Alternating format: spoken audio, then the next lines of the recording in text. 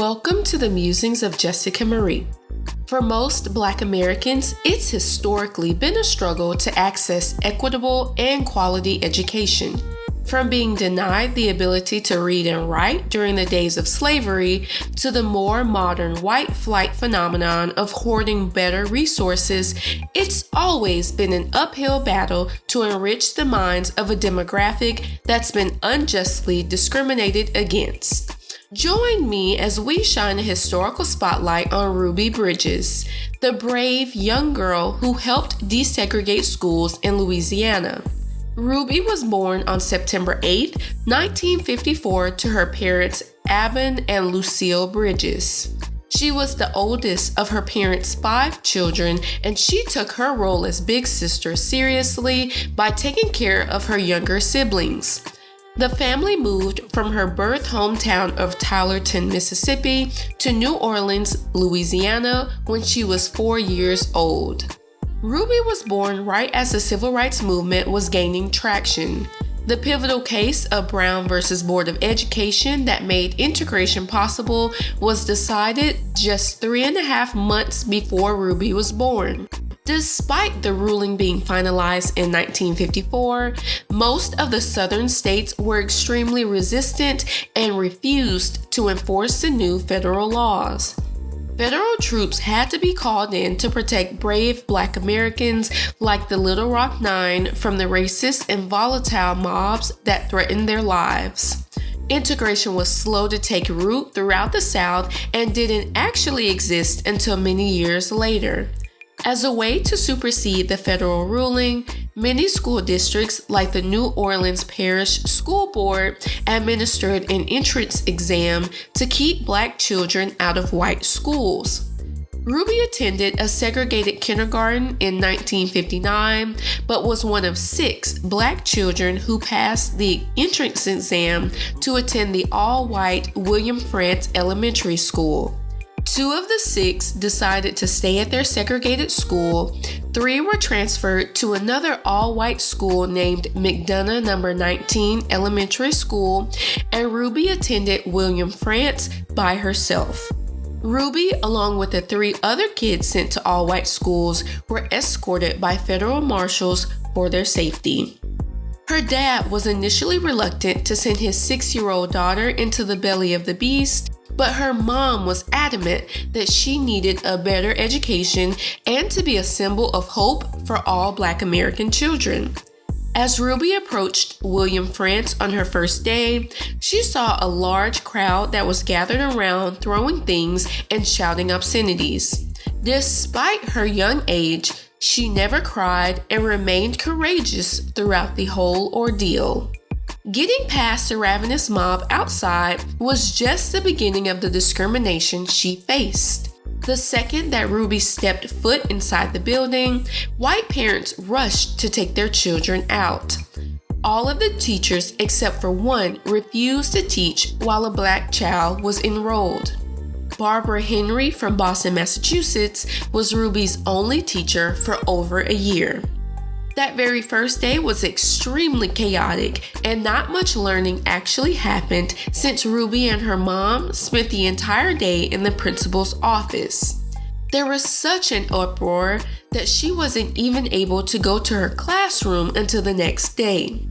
Over the next few days, the white parents brought their kids back to the school and the protests dissipated. Ruby was the only child in her class and received threats constantly. The U.S. Marshals protecting her made sure she only ate the food she brought from home due to fear of poisoning and didn't allow her to participate in recess in fear of what the other children would try to do. She also met with a child psychiatrist weekly in her home. Unfortunately, her family suffered for their decision to try and provide their daughter with better opportunities. Her dad lost his job as a gas station attendant, the local grocery store refused their business, her grandparents, who were sharecroppers in Mississippi, lost their land, and her parents ultimately separated. While the negative impact was extremely loud, there were some pockets of support spread here and there for the risk that Ruby took. Some white parents kept their kids enrolled despite the protests. A neighbor helped her dad get a new job. Local people babysat, watched their home to prevent any harm from happening, and even walked behind the federal marshals as they took Ruby to school. Even the immaculate clothing she wore was donated to her family. Ruby went on to graduate from a desegregated high school and remained in the New Orleans area throughout her adulthood. She married her husband, Malcolm Hall, and they had 4 sons together. She worked as a travel agent for 15 years before becoming a full-time parent. As a New Orleans native, she unfortunately lost her home to the catastrophic flooding during Hurricane Katrina in 2005, but she and her family rebuilt and still reside in the area today. Despite being an icon, she values her privacy and balances her activism with her personal life. She now serves as chair of the Ruby Bridges Foundation that was formed in 1999 to promote the values of tolerance, respect, and appreciation of all differences. The overall mission of the foundation has been described by Ruby as racism is a grown-up disease and we must stop using our children to spread it. Her life has been honored over the years through awards, music, TV shows, and movies. Her child psychiatrist even went on to write a children's book in 1995 called The Story of Ruby Bridges. He donated the proceeds to the Ruby Bridges Foundation to provide money for school supplies or other educational needs for impoverished New Orleans school children. The Children's Museum of Indianapolis installed an exhibit called The Power of Children, Making a Difference in November 2007, which featured an authentic recreation of Ruby's first grade classroom. She even got the opportunity to meet with President Barack Obama at the White House on July 15, 2011. She was awarded the Presidential Citizens Medal by President Bill Clinton on January 8, 2021, and was inducted into the National Women's Hall of Fame on March 5, 2024. She continues to serve as a shining beacon of hope, resilience, and courage.